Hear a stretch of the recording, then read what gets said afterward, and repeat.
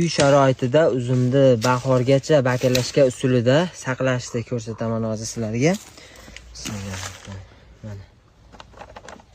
Buning uchun bizga xuddi mana shunaqa yashikda qog'ozni teshigi kerak bo'ladi.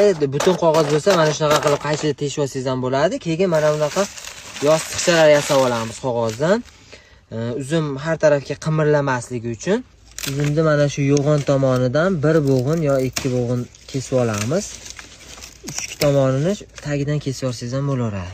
Ehtiyot qilib qo'yamiz.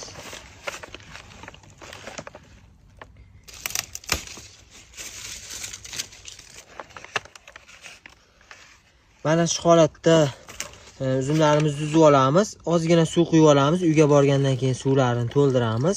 Keyin xonaga gradusnik qo'yamiz.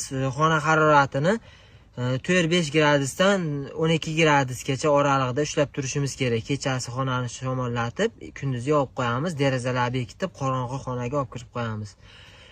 To'liq ma'lumotni yana opsiyaga yoki kommentariyaga yozib qo'yaman.